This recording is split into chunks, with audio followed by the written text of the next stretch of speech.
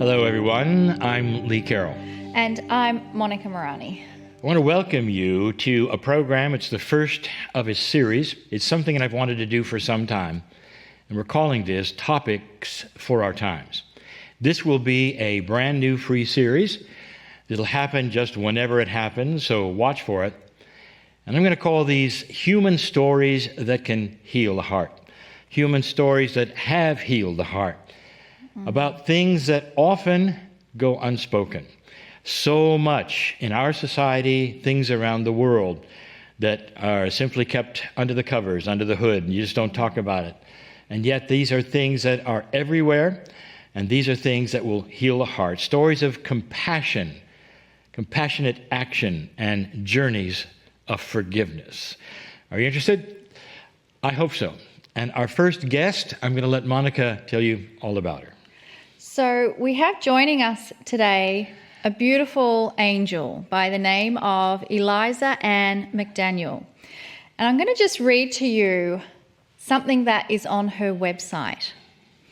Too often, families appear outwardly normal while hiding dark secrets.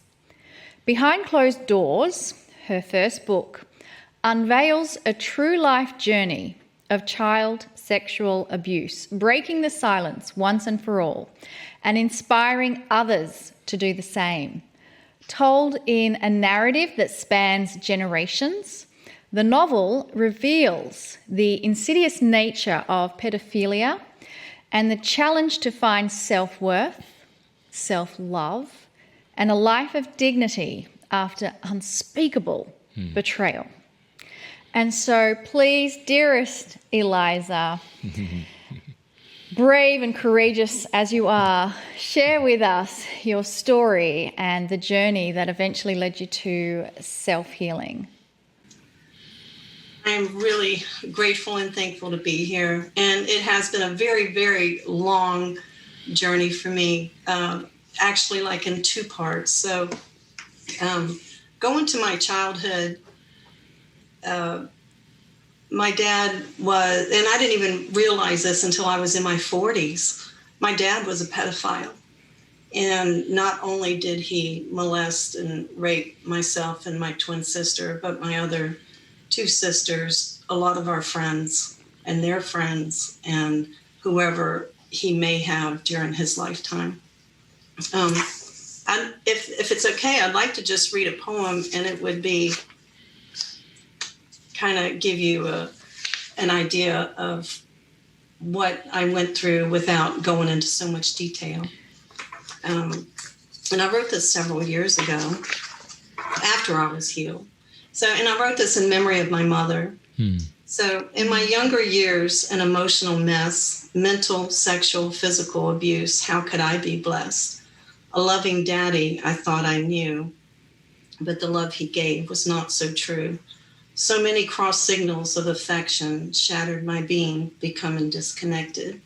I created a world of happiness, locking away all the pain, but at times it would rear its ugly head until the tears fell down like rain.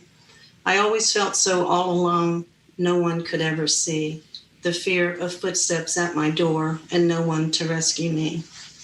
I closed my eyes as the door slowly opened, knowing who was there. Praying real hard it would soon be over. It was more than I could bear. My voice is muffled by pain and fear. Tears fill up my eyes. Do daddies do this to all little girls? And do they ever hear their cries? Life goes on, and I'm older now. My dad is in his grave. But God hasn't forgotten me. My life he wants to save. He put me through fiery trials, one that burned for many years, to bring me out as pure as gold and wash away my fears. The dysfunction that was in my life was the major key to bring me where I am today and finally set me free. So now I look back in time, not seeing such a mess, for when I learned to love myself, I saw that I was blessed.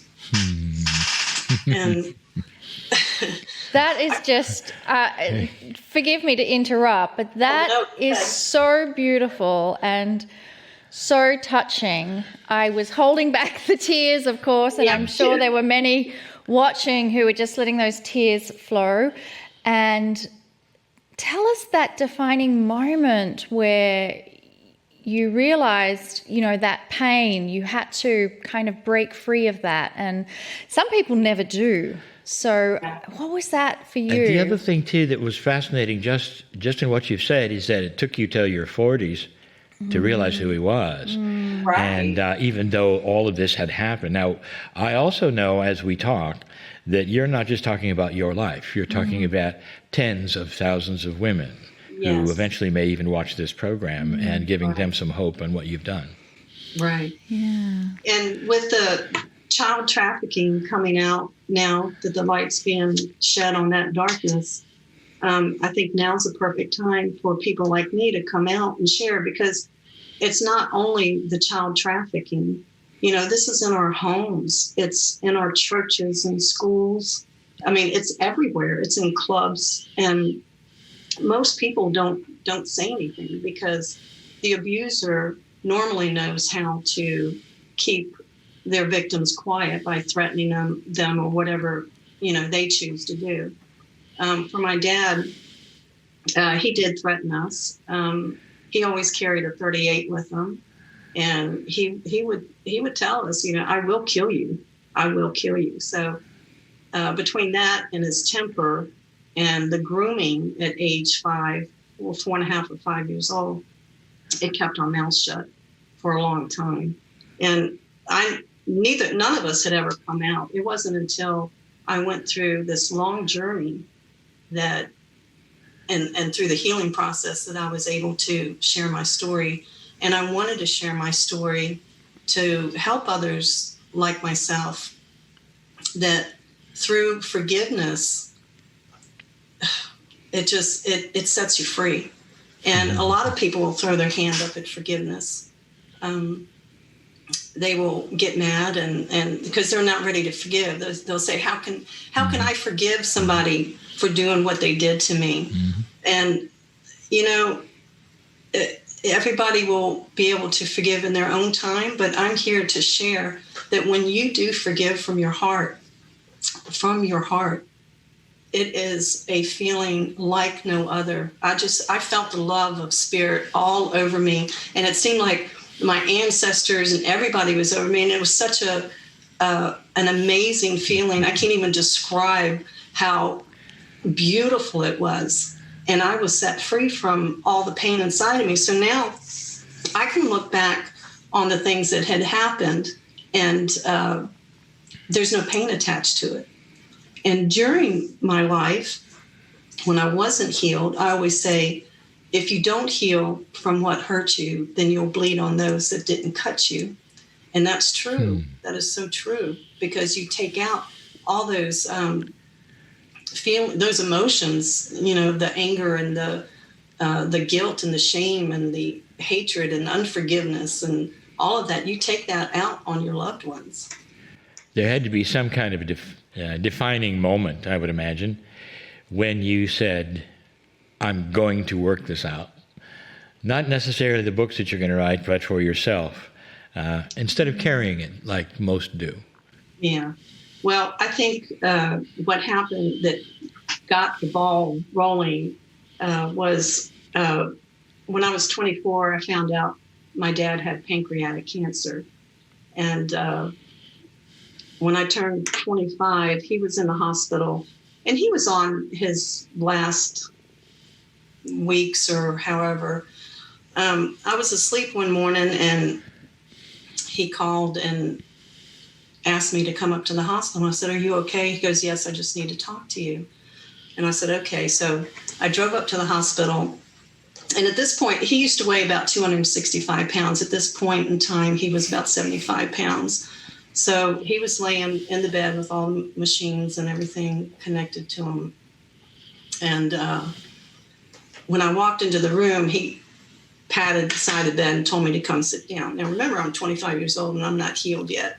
And that in itself made me, a little nervous. And so when I sat down, tears were welling up in his eyes, and he grabbed my hand and he said, could you ever forgive me for what I did to you? And at that very moment, all of those emotions of guilt and shame, embarrassment, humiliation, anger, hatred, and even love for my dad just hit me all at once. And I just quickly said, I forgive you. And even though it wasn't a reality in my heart at the moment, part of me wanted to forgive him and part of me did forgive him, but it wasn't 100% at that time. And what I didn't realize was the spiritual baton was being handed to me that day because I was the one to bring about the healing in my family that I didn't know at that point in time. And so I'm getting chills. And so my journey continued. He died probably a couple of weeks later, and my journey continued. I got married about 2 years later, and had a son about a year later. It was at that particular time that all that pain was still welling up inside of me, and of course, I didn't know what it was at the time. And so one day, I just dropped to my knees and I begged God, please, please, please take this pain away from me. I can't do it anymore. I can't take it anymore. It comes out in yelling and screaming and I know I'm hurting people by yelling and screaming and having a bad temper.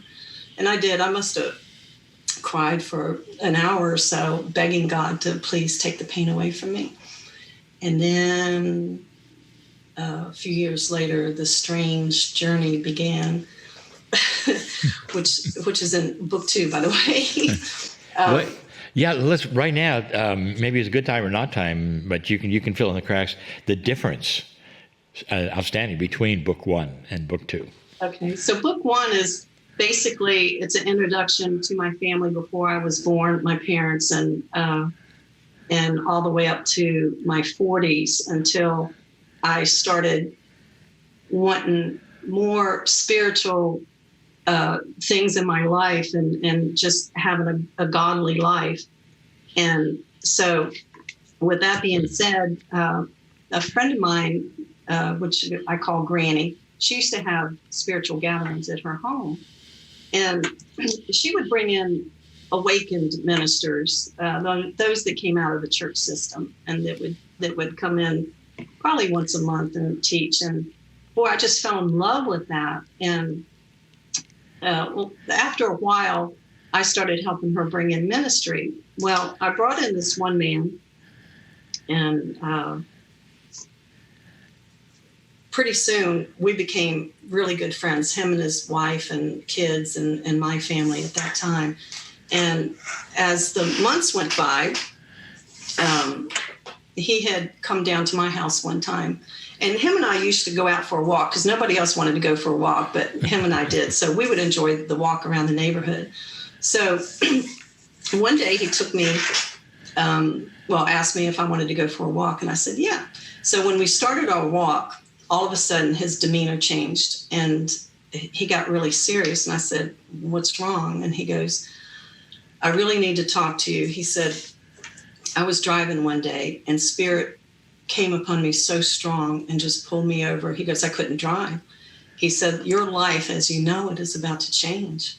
And my first response was, oh my God, is somebody going to die? And because I've had so much death in my family. And he said, no, nobody's going to die. He said, but God's bringing you into a higher place and nobody else is coming with you. And your life is going to be totally unrecognizable from what you used to know it. And that is so long. That you're going to be inheriting a ministry along with him and another man, which is a professional singer and minister that he can't give me his name at that point. And so at this point, I'm like really excited. And he told me that God was going to give me a healing ministry. And so back then I'm thinking about having a healing ministry in the church. And touching people and healing them, because that's what my heart has always wanted to do. Mm-hmm. And so time went on, and all of a sudden I started having some spiritual dreams. So one of the dreams that I really, really loved was I was outside, and God put the coat of many colors on me. And he spoke in a loud voice. I couldn't see anything, It was just all of a sudden I had this coat draped over me. And he spoke out loud, and he said, "You are the Joseph of your family." And I was so excited, and I was going, oh, and I was rubbing the coat, and I was going, "Thank you, God. Thank you, thank you." Well, when I woke up, I'm like, I didn't know what that meant. And so I was never church. So, I mean, I heard about the story of Joseph. So I got my Bible out, and I started reading the story of Joseph, but still couldn't put the connections together at all. So I just kind of let it go, and life went on. And it ended up where this preacher friend of mine, I ended up getting a divorce, what he said I was going to do. And then shortly after, his wife wanted a divorce from him. So it was just him and I in the ministry, and it seemed like everything was coming together.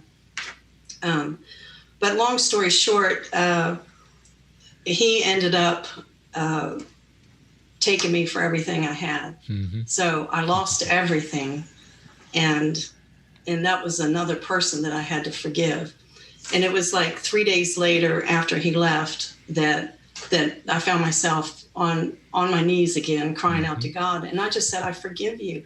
I forgive you." And once again, there was that love of spirit that just came over me. And I was set free from everything, from all the pain and betrayal that he not only put on me, but a lot of my friends and family members, and also other people that he came across during his lifetime.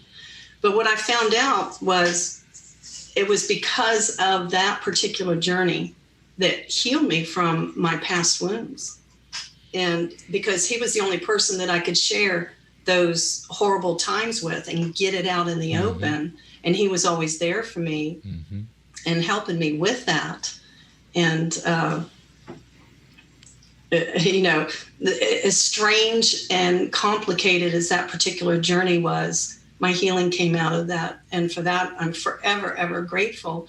And it's also taught me how to work with the inner child, not only for myself, but now I can see some victims that actually turn into a child, which I had never seen that before. Mm-hmm. I wouldn't have never seen it if I hadn't have experienced it. And so there was a family member actually that turned into that little child, and I was there for her and was able to comfort and help them through that particular hard time in their life. And there would be no way I would be able to do that without these experiences through that particular minister. Eliza, I wanted to say too, is that all of those gals who are watching this now who say, like, I haven't had any of those experiences, and I'm sitting here, nothing's really changed, and what do I do? What can I do right now, personally, to get on a track where I can forgive? Well, as you know, it stems from the heart. It actually stems from the heart. If somebody really wants to forgive, I just say to go to your heart center and focus on them and truly forgive from the heart. And you may not feel or see anything at that moment, or you might. I did at that moment. But when you forgive from the heart, truly forgive, you will have, I would say you would have that moment. And then it just sets you free from the prison that's in your mind. Because you know as well as I do, when you think about something that's happened before you're healed, you just replay that horrible experience over and over and over. And it's like you're right there in the moment, and it never goes away. And when you do forgive, now you can think of those things and there's no pain attached to it whatsoever. I'm going to even call this a form of spontaneous remission. It's when you trigger that forgiveness and you mean it and you cognize it. I think the body and the innate is all ready then to perform all the other processes that Yes. will remove the dreams and remove all of the things that, it's a life changer. It is a form of fantastic, profound healing. It really is. It was one of the most wonderful experiences in my life, forgiving my dad and also forgiving Monty for what he did. But going back to my dad, I remember you saying,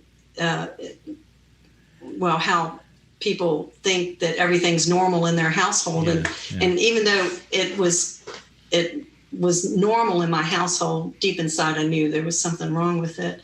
So much so that when I was about 7 years old, 7, 8, 9 years old, you know, back then, I don't know if they still do it, we'd go to our little friends' birthday parties and sleepover pajama parties.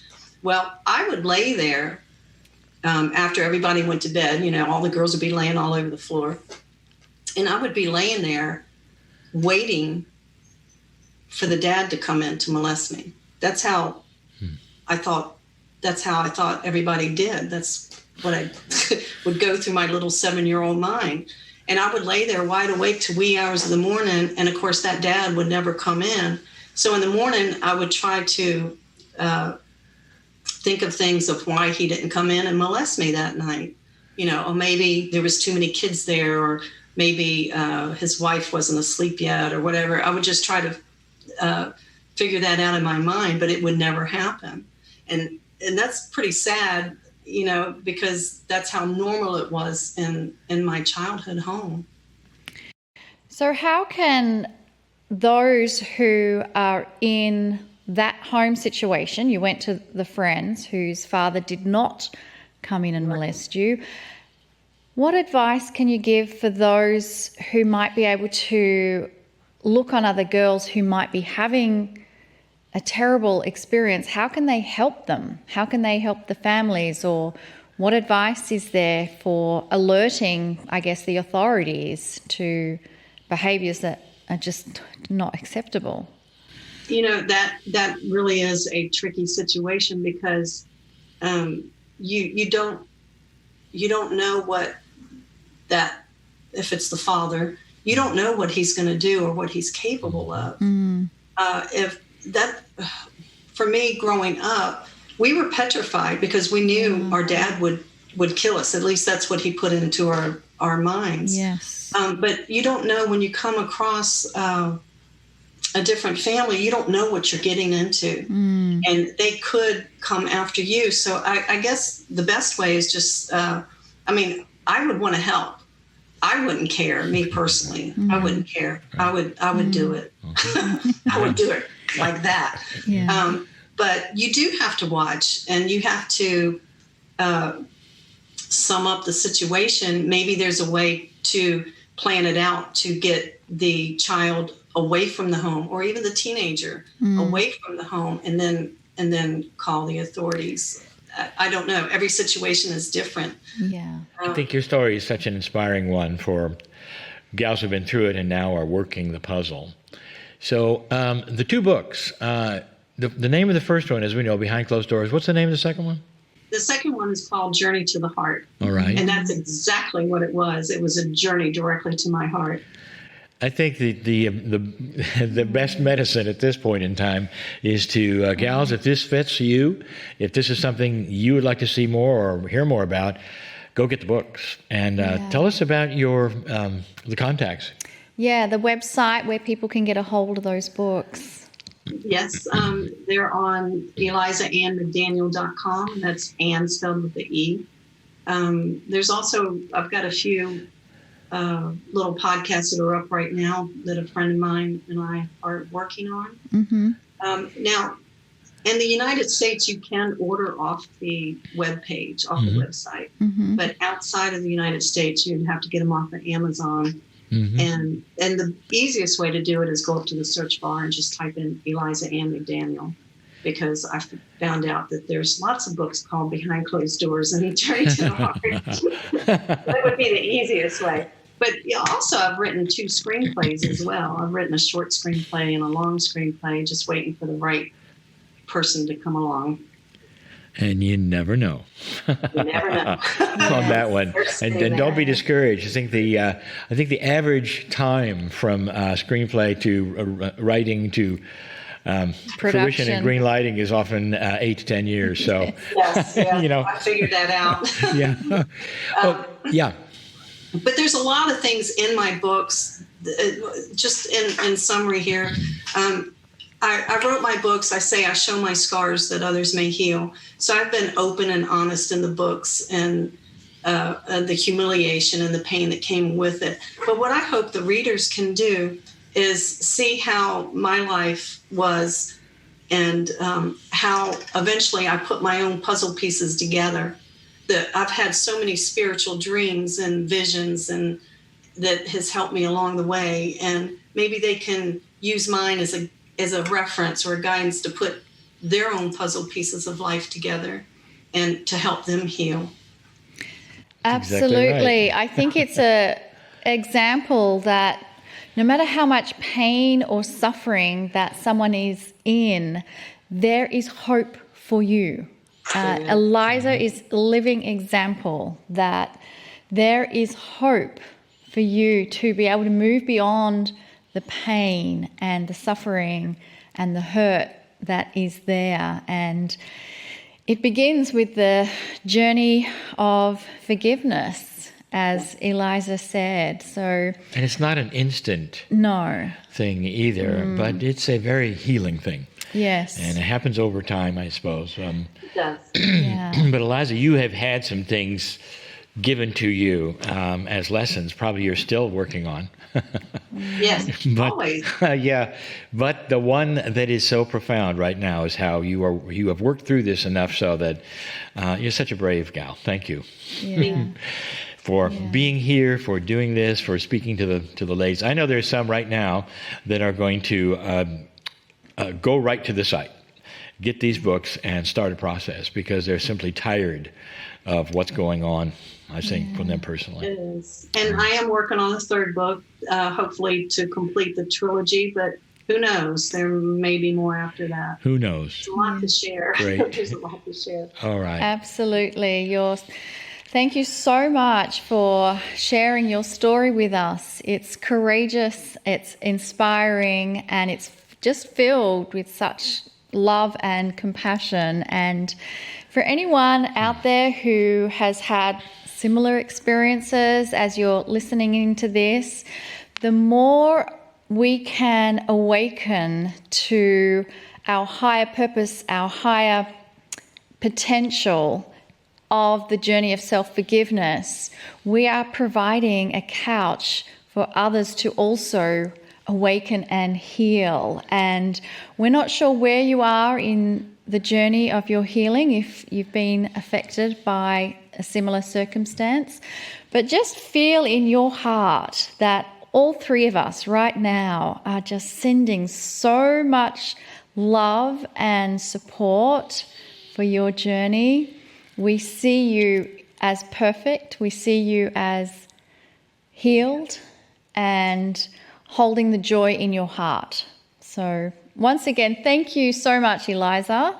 Well, thank both of you so much. It's been an honor to be here and to be able to share my story, because my heart's always wanted people to heal from not only this type of abuse, but any abuse that's out there. That's great. And they can. Yeah. They can. Yeah. And to all of those ladies who are watching right now, that this has struck a chord in them for similar circumstances or anything else, I will say to them right now personally, wouldn't this be a great time for solution? And maybe you're here on purpose to have heard this. Maybe you have friends that need to hear this. This would be a great day to start the healing that'll change your life. Thank you so much for being with us. We'll do this again. Different topics for our times. Thanks.